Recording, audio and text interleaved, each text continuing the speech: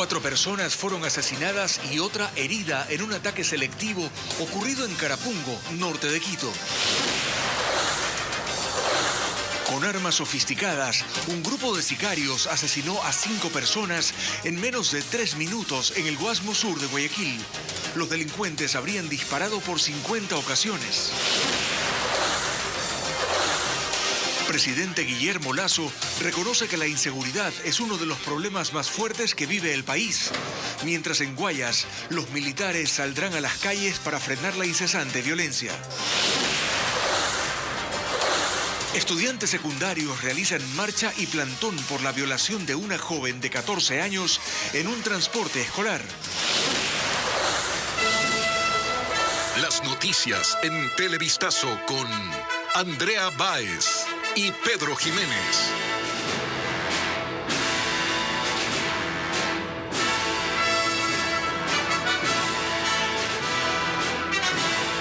Amigos, bienvenidos a esta emisión de Televistazo. Comenzamos las noticias. 4 personas fueron acribilladas en lo que la policía considera un ataque selectivo. Hola, Pedro. Hola, Andrea. Amigos, ¿qué tal? Buenas tardes a todos. El hecho ocurrió mientras dormían en una vivienda construida en una quebrada en el sector de Carapungo, en el norte de Quito. Alex Ceballos sigue este caso. Los desconocidos llegaron en la madrugada a esta quebrada ubicada en el sector de Carapungo, en el norte de Quito. Entraron por sus víctimas a estas viviendas rústicas y procedieron a disparar. Asesinaron a 4 personas y huyeron. Mire, lo único que se conoce que fue con arma de fuego. No se conoce cuántas personas cometieron este asesinato. Estas personas que fueron asesinadas son de un grupo de indigentes, ¿no? La policía recorrió toda la zona en búsqueda de evidencias. Los equipos de la policía se desplegaron por todo el perímetro. A pocos kilómetros se pudo encontrar a una persona herida. El herido, que tiene antecedentes penales, fue llevado a una casa de salud con un corte en su pie derecho. La policía lo toma como un hecho aislado de la situación de inseguridad que se vive en el país. Según los uniformados, se podría tratar de organizaciones criminales vinculadas con el microtráfico. Es violencia interpersonal, yo creo que en su mayoría, que se cometen los asesinatos. Ahora fue selectivo, fue violencia criminal, se puede decir. Los cuerpos de las 4 víctimas de este ataque selectivo fueron llevados a medicina legal. No tenían documentos, se desconoce su identidad, tampoco hasta el momento. Hay familiares que reclamen sus cuerpos. Nueva masacre en el sur de Guayaquil. 5 personas fueron asesinadas en 2 balaceras que se registraron en el Guasmo. Entre las víctimas hay un adolescente de 16 años. Merlin Ochoa nos informa que los sicarios usaron fusiles sofisticados que podrían atravesar hasta chalecos antibalas. La noche de este lunes fue de terror para los moradores del Guasmo en el sur de Guayaquil.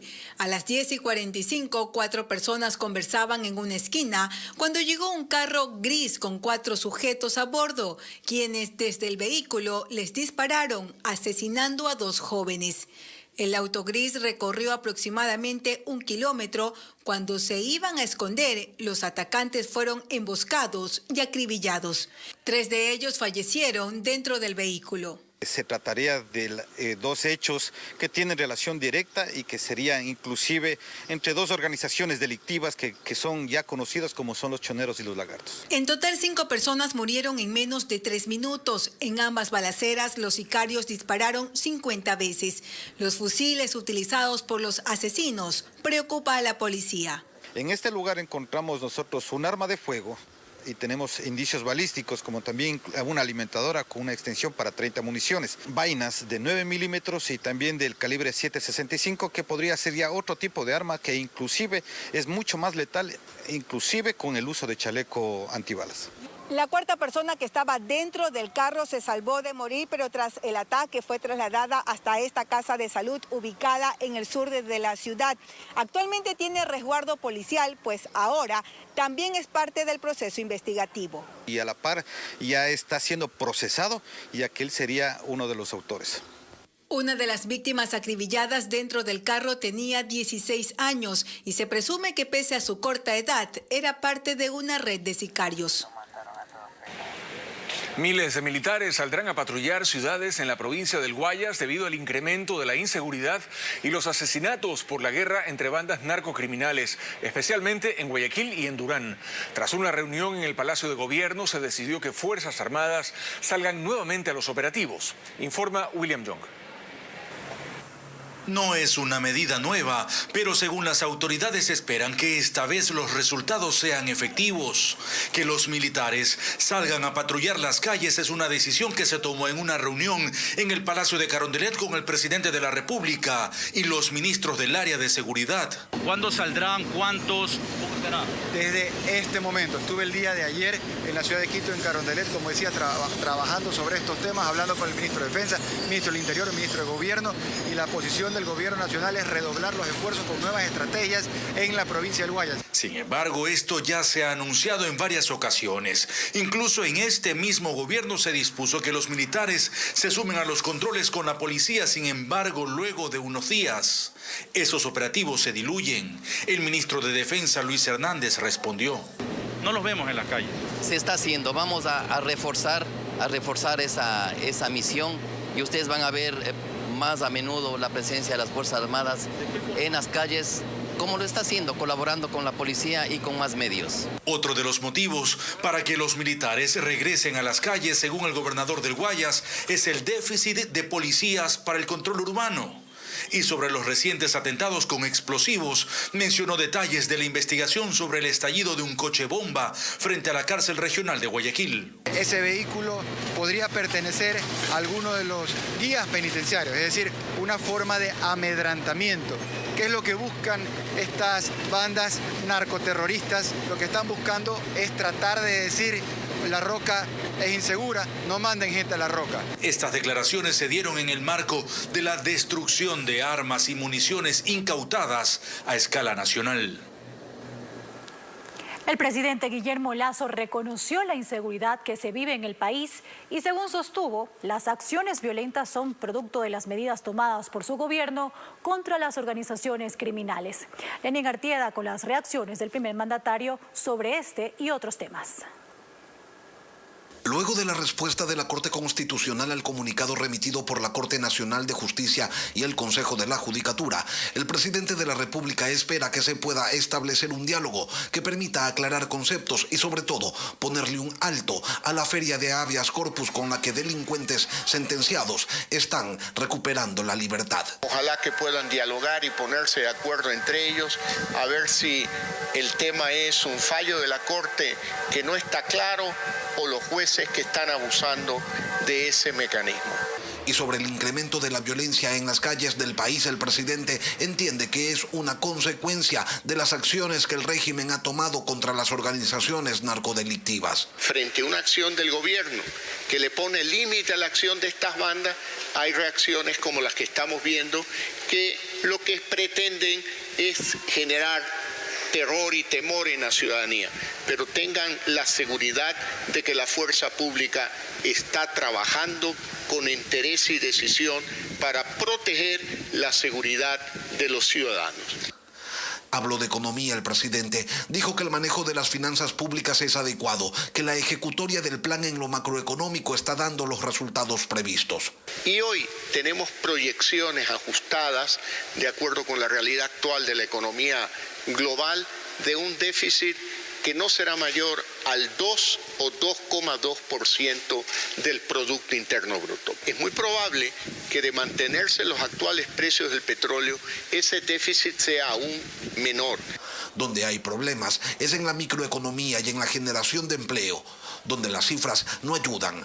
Por eso dice que además de los dos escenarios para incentivar las inversiones, como emitir reglamentos y decretos y llamar a una consulta popular, ahora se está considerando una tercera opción. En la visita de los jefes de bancada al ministro de Gobierno le manifestaron el interés de que el gobierno vuelva a presentar la ley de inversiones, y generación de empleo. Dijo además el presidente que para los 3 años de gobierno que le restan, tiene un portafolio de obras de infraestructura que se van a desarrollar en ese tiempo por un valor de 14.000 millones de dólares.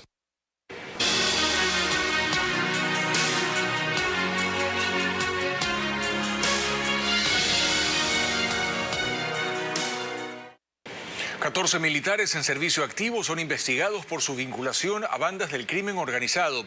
La Fiscalía abrió los expedientes por delitos de narcotráfico, tráfico ilegal de armas, municiones, explosivos, y existen implicados de las 3 ramas de las Fuerzas Armadas. Paul Romero con el informe. La infiltración del crimen organizado en las Fuerzas Armadas se refleja en las investigaciones abiertas por la Fiscalía en contra de varios militares en servicio activo. Según información del Ministerio de Defensa, 14 uniformados enfrentan procesos judiciales por diferentes delitos. 6 de la Fuerza Terrestre, involucrados en narcotráfico, robo de granadas y bienes de uso militar, porte ilegal de armas. 5 de la Armada por tráfico ilícito de armas, municiones, proyectiles, robo de fusiles. 3 de la Fuerza Aérea, narcotráfico, tráfico ilícito de armas de fuego. Además, sigue la indagación a 25 integrantes de la FAE tras la extraña explosión del radar de Montecristi para la lucha contra el narcotráfico. El ministro de Defensa, Luis Hernández, aseguró que las Fuerzas Armadas han entregado toda la información a la justicia para que determine la responsabilidad y juzgue a los involucrados. Cero tolerancia a la corrupción. Tenemos que limpiar de malos elementos a una institución prestigiosa. Pero también existen otros procesos judiciales en donde están investigados 4 militares activos y 5 oficiales en servicio pasivo del Ejército acusados del delito de asesinato por la operación militar del 30 de septiembre de 2010 durante el enfrentamiento a bala entre militares y policías cuando salió el expresidente Rafael Correa del Hospital de la Policía en Quito. El entonces presidente de la República ordenó que se realice una operación para su rescate. Los miembros de Fuerzas Armadas cumplieron esta disposición en base a una orden de operación, pero el día de hoy están queriendo ser juzgados. En otro caso, por la adquisición de los helicópteros DRUF en 2008, están procesados 2 exministros de Defensa, 2 excomandantes de la FAE, un oficial en servicio activo, acusados por el delito de peculado. Milagro en la provincia de La Suay. Un padre y su hijo se salvaron de morir cuando su vehículo fue aplastado por gigantescas rocas que se desprendieron de una montaña en la vía que une Cuenca con Loja. Cuando no son inundaciones, son derrumbes, pero el invierno parece no darle descanso a la provincia de La Suay. Lo más reciente ocurrió anoche, cuando estas enormes rocas se desprendieron de una ladera justo cuando por ahí pasaba un automóvil. Hemos vuelto a nacer, que la verdad es otra oportunidad de vida, porque mire que esa piedra podía seguir rodando y nos hacía sándwich. ¿Cuántas personas venían en el carro? 2, yo y mi hijo. Ninguno de los 2 resultó herido, pero el vehículo que estaba recién comprado quedó inservible. El día de ayer lo compré en la ciudad de Quito y vea lo que pasó. Más allá de lo que pasó con este carro, las consecuencias del derrumbe afectaron a cientos de personas que quedaron atrapadas en media vía sin poder continuar el trayecto. Este es el kilómetro 62 de la carretera que une a Cuenca con Loja y reabrirla no es tan sencillo. Son piedras muy gigantes que realmente una máquina pequeña no podrá retirarlas, ¿no es cierto? Pero en todo caso tiene conocimiento y a obras públicas. Ellos están en camino con una máquina más grande para poder retirar estas piedras, al menos hacerlas a un lado. Esperan al menos abrir un paso peatonal provisional hasta que finalmente las rocas puedan ser removidas y el tránsito fluya otra vez.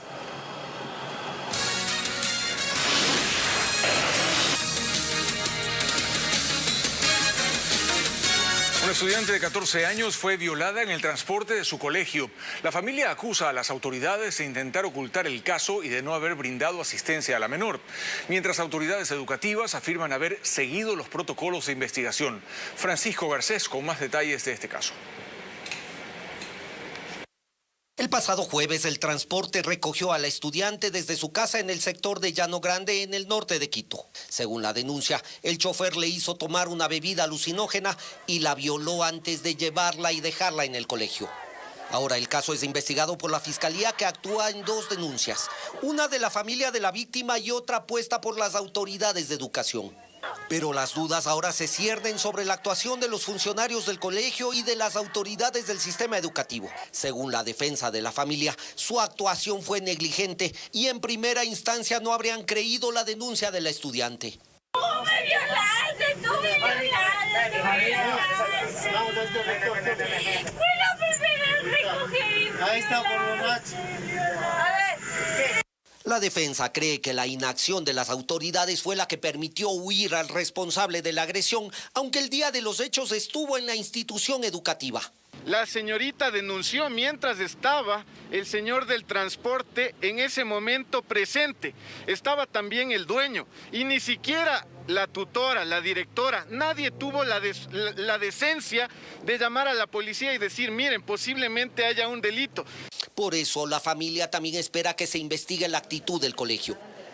Como hemos dicho, los protocolos que nosotros podemos verificar como institución que se han cumplido, tenemos la evidencia que se han cumplido, tenemos la copia de la denuncia ante la Fiscalía. Seguimos investigando cómo se dieron los hechos en ese mismo día. Mientras tanto, los compañeros de la joven abusada sexualmente exigieron justicia frente al Ministerio de Educación y una delegación de padres de familia también exigió que se revisen los protocolos para que haya una actuación inmediata en este tipo de casos.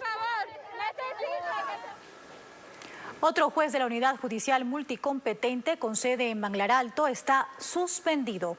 Según una publicación en su cuenta de Twitter, el Consejo de la Judicatura anunció la suspensión por 90 días a Diego Moscoso tras conocer la declaración jurisdiccional previa por negligencia manifiesta determinada por la Corte Provincial de Santa Elena.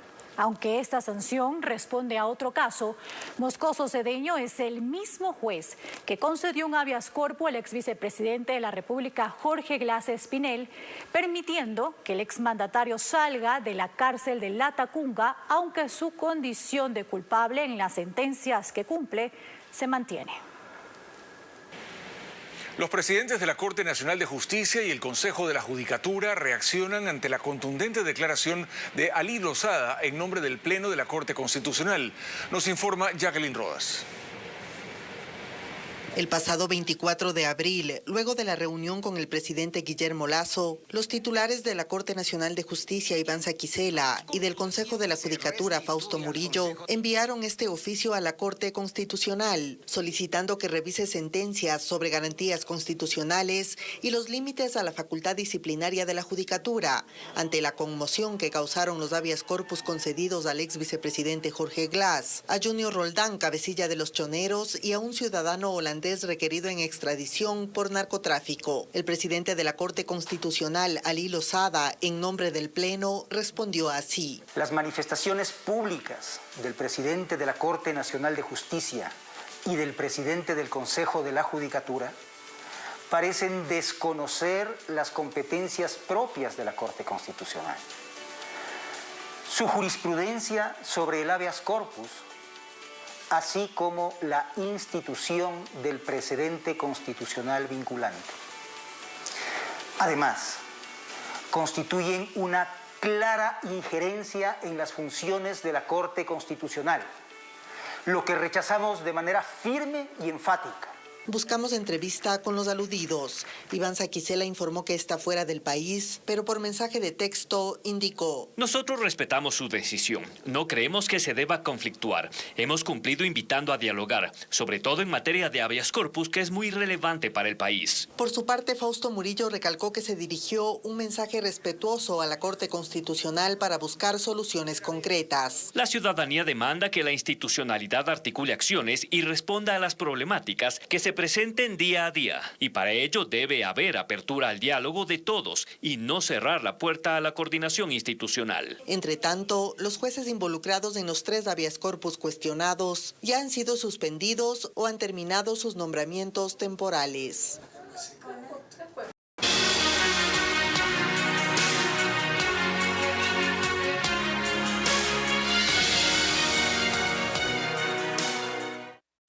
La oposición a Guadalupe Llori anticipa que esta tarde se deberá conformar la comisión que investiga a la presidenta en su proceso de destitución.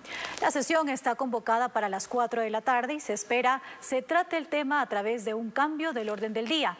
Patricio Díaz nos cuenta en cambio que Pachacutic ha confirmado su respaldo a Llori.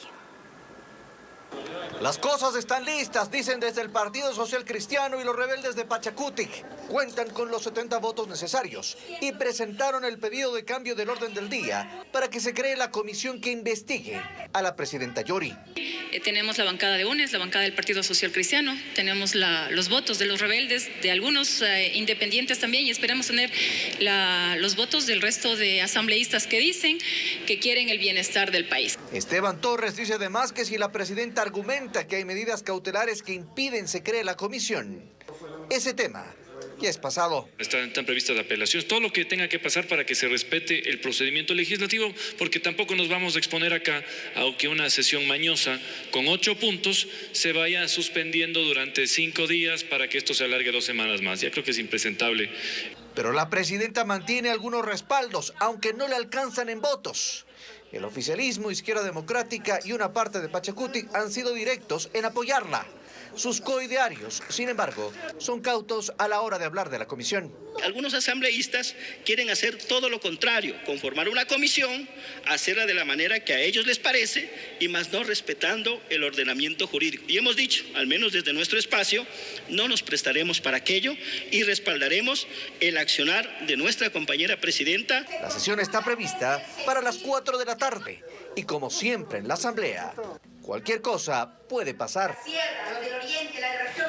Marco López Narváez juramentó ante el Pleno del Consejo de Participación Ciudadana como nuevo superintendente de compañías. El guayaquileño es asesor financiero y catedrático universitario y fue el único de los postulantes que presentó en audiencia pública su plan de trabajo. López inicia sus funciones inmediatamente después de su designación. Es la primera autoridad nombrada por el Consejo con Hernán Ulloa a la cabeza. Estamos de regreso, gracias por seguir en nuestra sintonía. Les contamos que en Puerto Viejo, provincia de Manabí, un sujeto se robó un patrullero de la Policía Nacional. El hombre se embarcó en el vehículo que estaba estacionado, mientras los uniformados atendían un llamado de auxilio por un presunto ataque intrafamiliar. Luego de 1 hora, autoridades lograron ubicar el auto y una persona fue detenida en relación a este caso.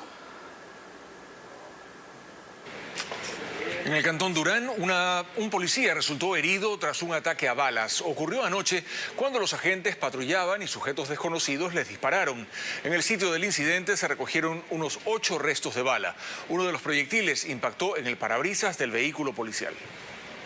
En este patrullero se movilizaban los agentes cuando fueron atacados a balazos por sujetos desconocidos. El hecho se registró la noche de este lunes en la cooperativa 10 de agosto, en Durán. Uno de los proyectiles cayó sobre el parabrisas del carro. Producto de esto, uno de los agentes resultó herido. Hasta el sitio llegó personal de criminalística y recogió 8 restos de bala que estaban delante de la camioneta baleada.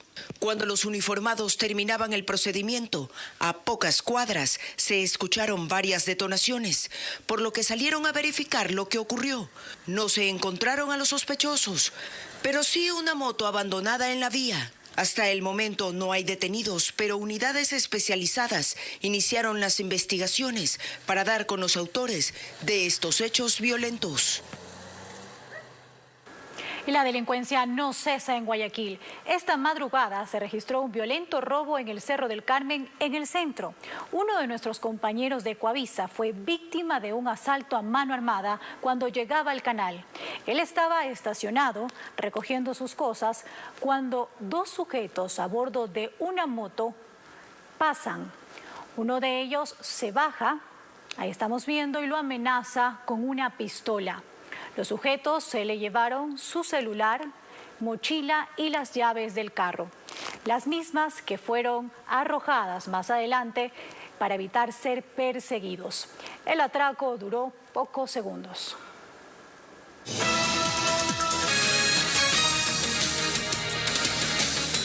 Hay una importante presencia de usuarios en el Registro Civil Municipal de Guayaquil tras declararse en emergencia a las 38 agencias gubernamentales del país por la falta de materiales. Por ejemplo, en las oficinas de la Marta de Roldós pasaron de 300 cédulas diarias a emitir 800, como nos cuenta Estefanía Arias. Llegaron hasta las oficinas del Registro Civil de Guayaquil, ubicadas en la avenida 9 de octubre, para ver si podían finalmente sacar la cédula de identidad. No, tengo que agendar y posiblemente me den, pero para finales del mes de mayo. Dijeron que no iba a haber cupo hasta el 26 de mayo, entonces queremos consultar eso porque las personas están queriendo urgente la cédula. Este mismo panorama se registró en la Agencia del Sur. Para junio. ¿Para junio recién? Ajá. Y él tiene que entrar, pues, en la escuela, él tiene que entrar este mes, en mayo. Desde el viernes pasado se declaró en emergencia a las 38 agencias del país debido a la falta de materia prima para emitir este documento. Ante esta situación, la demanda en las oficinas municipales del Registro Civil aumentó.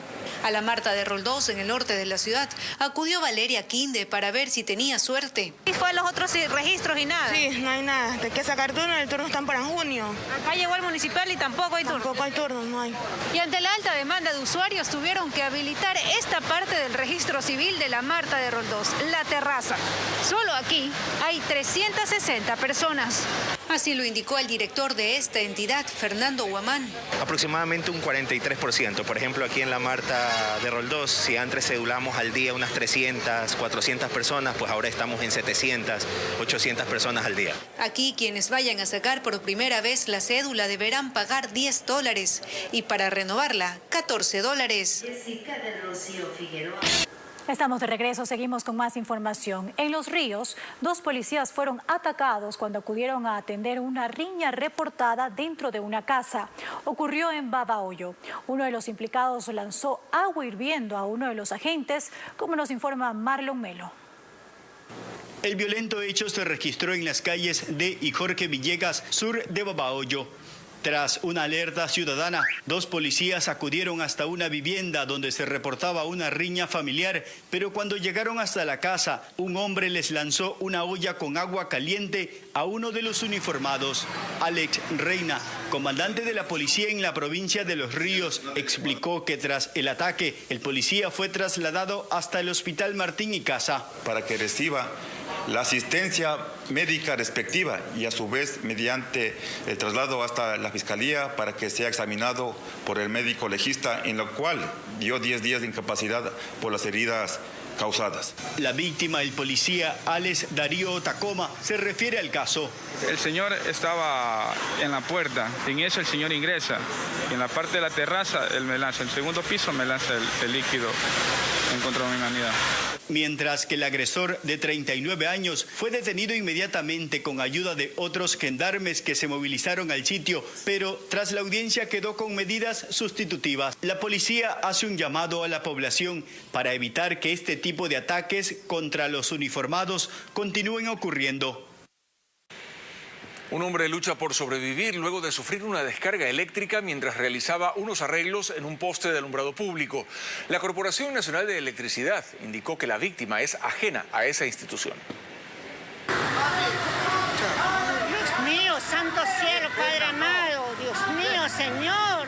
Son los instantes de nerviosismo que se vivieron en la ciudadela Juan Bautista Aguirre, en el cantón Daule, provincia del Guayas. Corazón. La mañana de este lunes, un hombre resultó gravemente herido tras sufrir una descarga eléctrica mientras realizaba trabajos de mantenimiento en uno de los postes de electricidad. Ay, Dios, Padre amado, dale fuerza, Señor. La tensión se incrementó cuando en medio del intento de rescate, el señor se aflojó y cayó al piso.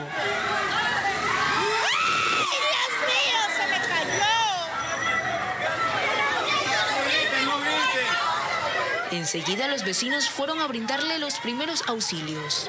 Se le soltó la cabulla, se le soltó la cabulla. En un comunicado, la Corporación Nacional de Electricidad indicó que se trató de una persona ajena a CNEL, que intervenía una red eléctrica sin autorización. Personal que estaba cerca del sitio acudió de inmediato a prestar ayuda.